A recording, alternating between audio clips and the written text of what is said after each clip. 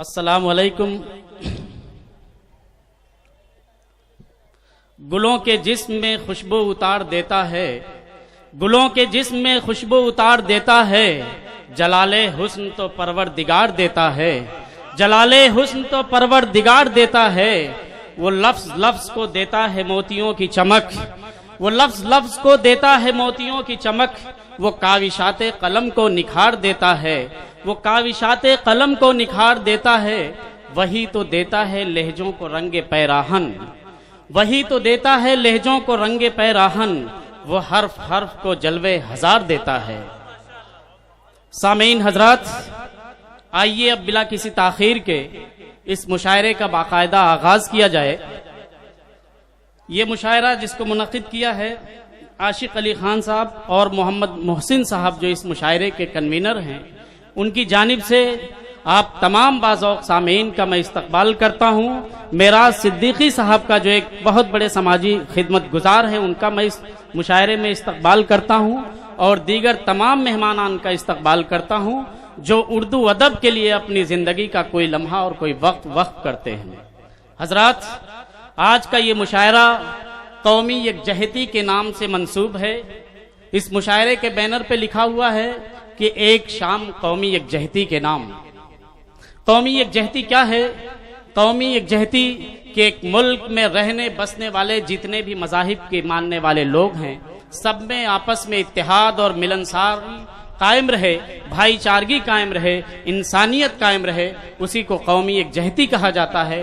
اور آج ہمارے ملک ہندوستان کو اسی قومی یکجہتی کی سب سے زیادہ ضرورت ہے، اس لیے آج کا یہ مشاعرہ قومی یکجہتی کے نام سے منسوب کیا گیا۔ ہمارے نبی حضرت محمد صلی اللہ علیہ وسلم نے قومی یکجہتی کا پیغام دیتے ہوئے دنیا والوں کے سامنے یہ نظیر پیش کی کہ جب آپ صلی اللہ علیہ وسلم مکہ سے مدینہ کی جانب ہجرت کر کے روانہ ہوئے، اس وقت نبی صلی اللہ علیہ وسلم نے اپنا راستہ دکھانے کے لیے کہ ایسے راستے سے جدھر کافر نہ پہنچ سکے، وہ راستہ دکھانے کے لیے کسی مسلم کا انتخاب نہیں کیا تھا، بلکہ وہ ایک غیر مسلم تھا جس کو تاریخ میں عبداللہ بن عریقۃ اللیثی کے نام سے جانا جاتا ہے۔ نبی صلی اللہ علیہ وسلم کی یہ سب سے بڑی مثال تھی قومی یکجہتی کی۔ اسی مثال کو قائم کیا ہمارے ہندوستان کے مفکرین نے۔ سر سید علیہ الرحمہ جنہوں نے علی گڑھ مسلم یونیورسٹی کو قائم کیا، ان کی سوچ، ان کی فکر کیا تھی؟ انہوں نے ایک جملہ لکھا ہے، تاریخ میں وہ جملہ سنہری الفاظ میں لکھا گیا ہے کہ ہندوستان ایک خوبصورت دلہن کے مانند ہے، اور ہندو مسلم اس کی دو خوبصورت آنکھیں ہیں۔ اگر آپ چاہتے ہیں کہ یہ دلہن خوبصورت بنی رہے تو دونوں میں توازن قائم رہنا چاہیے۔ اگر اس کی ایک آنکھ پھوڑ دی جائے تو یہ خوبصورت دلہن اندھی ہو جائے گی۔ اور سر سید علیہ الرحمہ نے اس کا عملی مثال پیش کیا کہ جو علی گڑھ مسلم یونیورسٹی سے جو پہلا گریجویٹ پاس ہوا وہ لالا امر ناتھ تھا، جو قومی یکجہتی کی بہترین مثال تھی۔ مولانا ابوالکلام آزاد غلام ہندوستان کے بارے میں لکھتے ہیں کہ قطب مینار کی بلندیوں پر ایک فرشتہ اترے اور کہے کہ اے آزاد، تم ہندو مسلم اتحاد سے دستبردار ہو جاؤ، تم قومی یکجہتی کو چھوڑ دو، ہم تمہیں آج ہی آزادی دیتے ہیں۔ تو مولانا آزاد نے لکھا ہے کہ میں اس فرشتے سے کہوں گا کہ مجھے 100 سال اور غلامی کی زنجیروں میں جکڑے رہنا گوارا ہے، ہمیں غلامی گوارا ہے، لیکن ہمیں یہ گوارا نہیں ہے کہ ہم قومی یکجہتی کو چھوڑ دیں، ہمیں یہ گوارا نہیں کہ ہم ہندو مسلم اتحاد کو چھوڑ دیں۔ مولانا آزاد کے بعد یہی ہمارے غیر مسلم بھائیوں نے بھی یہی مثال پیش کی۔ ایسا نہیں کہ ایک طرف یہ صرف مسلمانوں نے قائم کی، بلکہ غیر مسلم بھائیوں کی جب ہم تاریخ پڑھتے ہیں، بھگت سنگھ کا نام آتا ہے۔ بھگت سنگھ وہ نوجوان جس عمر میں لوگ شبستان محبت میں گزارا کرتے ہیں، جو وقت کسی کی باہوں میں گزارا کرنا چاہتے ہیں، اس وقت بھگت سنگھ نے کیا کیا؟ اس کی شادی طے ہو گئی، ماں باپ چاہتے ہیں کہ شادی کر دی جائے۔ جیتو نام لڑکی سے جب شادی طے ہوتی ہے، بھگت سنگھ چپ چاپ گھر سے نکل کے بھاگ جاتے اور کیا کہتے ہیں؟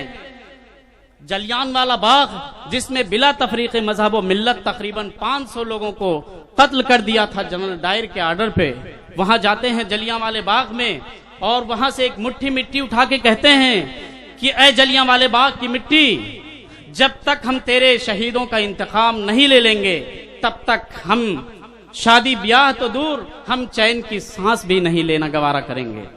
भगत सिंह के अलावा ऊधम सिंह, जो एक तारीख का मोतबर नाम है, ऊधम सिंह जलियांवाला बाग का इंतकाम लेने के लिए 20 साल तक उस इंतकाम की आग में जलते रहे। 1919 में जलियांवाला बाग का वाकया पेश आया और उसके इंतकाम के लिए 20 साल तक ये नौजवान इंतजार करता रहा। 1940 में नौजवान यहां से सफर करके लंदन जाता है और 1940 में ये शख्स लंदन जाता है और एक तकरीब के अंदर, एक प्रोग्राम के अंदर जब जनरल डायर स्टेज पर आता है तकरीर करने के लिए, तो वो रिवाल्वर निकाल के उसको फौरन कत्ल कर देता है और बड़े फख्र के साथ, बड़े इत्मीनान के साथ कहता है कि आज हमने अपने हिंदू और मुस्लिम भाइयों के इंतकाम ले लिया।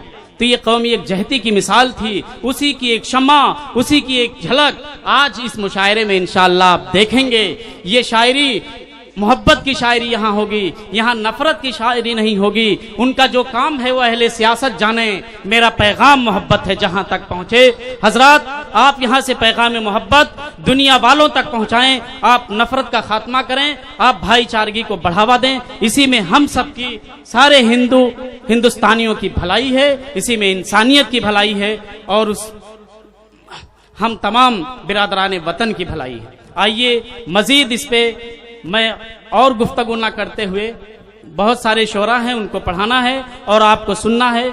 आप जैसे बाज़ौक़ सामीन की हमें ज़रूरत है ताकि ये मुशायरा एक तारीख़ी मुशायरा बन सके। मुशायरे क्यों मुनक़िद किए जाते हैं? हजरात, आप सब जानते हैं कि साइंस हमें आरामदेह ज़िंदगी तो दे सकती है।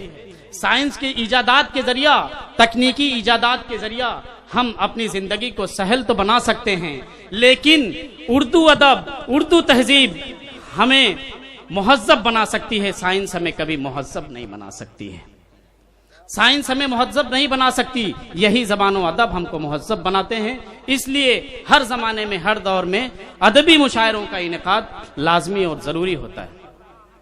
तो आप सबसे गुजारिश है कि आज के इस मुशायरे को आप कामयाब बनाएं। सितमगर मेरी इतनी बात रख दे, सितमगर मेरी इतनी बात रख दे, दिले बेताब के जज्बात रख दे, पुकारा है तुझे अपना समझकर, बस इतनी आरजू है बात रख दे। आज आप तमाम हजरात बात रख दें हमारी मुंतजिमीन मुशायरा की। और मैं मुबारकबाद पेश करता हूँ आलम निज़ामी साहब को कि इन्होंने बेहतरीन शोरा का इंतखाब किया है ताकि एक मुशायरा, अदबी मुशायरा, एक तहजीबी मुशायरा की शक्ल अख्तियार कर सके और एक तारीख बना सके। आइए हजरात, मैं अब आपकी अदालत में मोहतरम नसीब बस्तवी से गुजारिश कर रहा हूँ कि आप तशरीफ लाएं। बहुत ही इनकलाबी लब लहजे के शायर हैं, बहुत ही अच्छे अंदाज में पेश करते हैं। आप निहायत ज़ौक़ शौक़ से उनको समात फरमाएं।